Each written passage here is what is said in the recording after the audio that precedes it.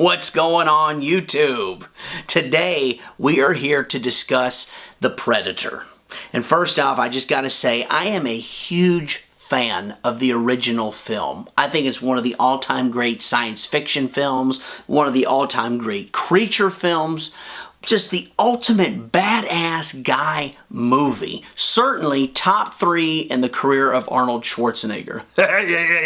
Yeah, back when I made The Predator, that is when I had a good movie career. And, everything I did was good. I was a big box office draw, and now I'm just a big box office flop. The second Predator film, I know a lot of people don't like it. I don't have a problem with it. I enjoy it for what it is. But as far as the rest of the franchise, you had Predators with Adrian Brody, and then you got the Alien versus Predator thing going on.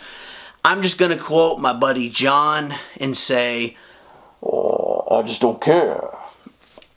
Now, when John said that, he was referencing how he picks up women and that sort of thing. Oh, I just act like I don't care. I just don't care.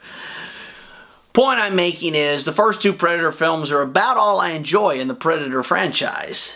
But when they announced they were going to make The Predator, well, I got excited. Maybe we can finally get a good Predator film and get this franchise back where it needs to be. And then they said they're going to bring in Shane Black to direct this film. Shane Black, as most of you know, was in the original Predator film. He played the character of Hawkins. Ended up being the Predator's first kill that we as the audience saw. Please!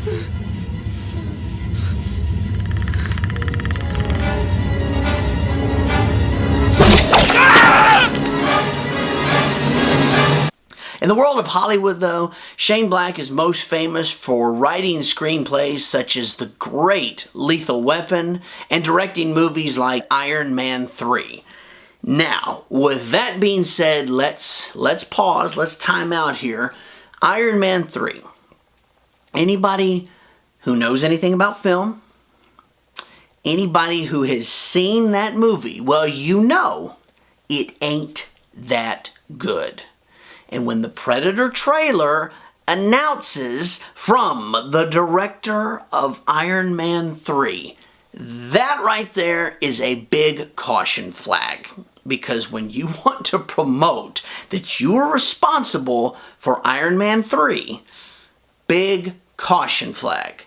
However, I wanted to remain optimistic.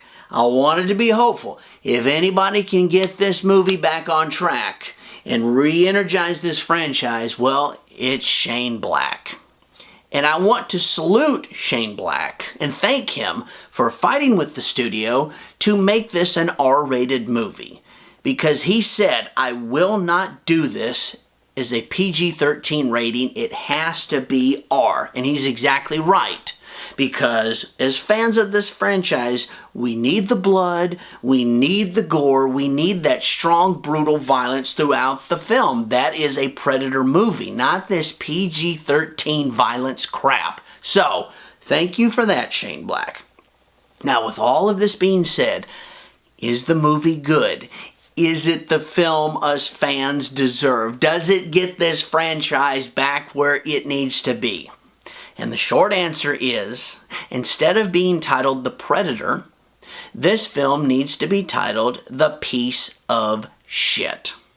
Because that's exactly what this film is. Oh my God, I literally feel like I have lost IQ points after watching that movie. And I know a lot of you out there going, yeah, but dude, come on. It's a Predator film. What did you expect? Well, I'm going to be honest with you. I expected a heck of a lot more than this giant steaming pile of mastodon dung that this film is. Oh my God, where do I even start? The CGI, it's pretty bad, especially on these Predator dogs that are throughout the film. It looks horrible. It really looks bad. I think the effects from the 1987 film were better than a lot of the crap in this one. The humor is another thing that bothered me. It fails miserably. I think out of all the jokes that they want to throw at you throughout the entire film, maybe 2 of them got me to smile and chuckle a little bit. Okay, that's kind of funny. The rest of it, I'm sitting there just facepalm like, oh my God, did they literally think that was going to be funny? Did they really think that line was going to work? Horrible.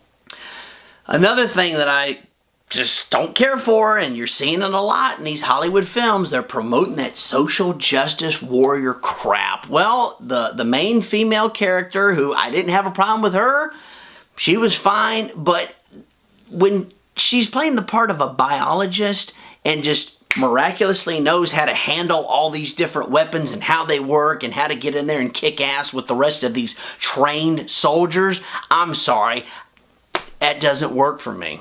And finally, I will say the thing that really lost me, the part where I was like, all right, I'm checking out. I'm done. This is absolutely ridiculous. This movie, a Predator movie, it got political. It started preaching, essentially saying how humanity is bad and we're all going to kill each other and climate change is just going to wipe us out in 2 generations. I'm sorry, you can think whatever you want on that, believe, not believe, whatever. The point being, I don't want to go see a movie like The Predator and get preached at. I don't want to see a political film. I want to see a Predator film. And for them to get political, I'm done. You guys lost me. Thank you, Shane Black. Thank you, Hollywood, for destroying this franchise. Oh my God. As far as our plot of the film, well, the action, the editing, it's fast-paced. It's all over the place. It's like, oh my God, what? Just let me catch up here. Okay, so our main character, Boyd Holbrook, he did a fine job. The cast really, I don't have a problem with any of them. The movie just sucked.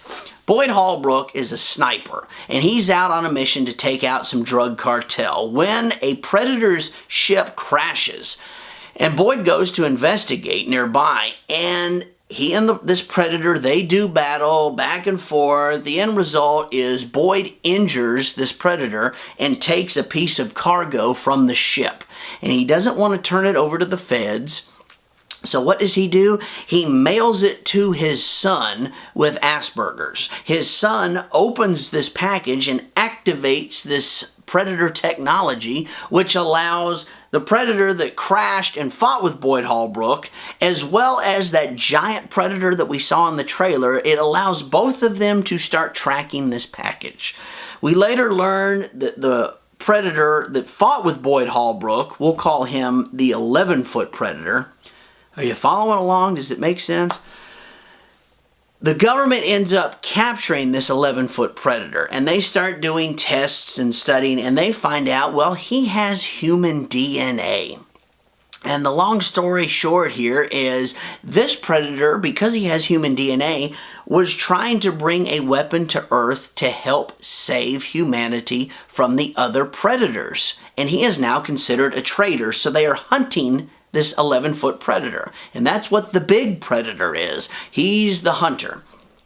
And what the Predators have been doing is going throughout all of the galaxy and upgrading themselves with the DNA of the most intelligent and the strongest living forms of life. So the big Predator is essentially trying to kill the 11-foot Predator, and he's trying to get the cargo back from the humans, and you've got government agents going after loony bus military guys who've got post-traumatic stress disorder and, attempted suicide and all of these things. So it's government guys fighting army guys, and that was another thing that bothered me. The humans spend more time fighting each other than the actual Predators in this film.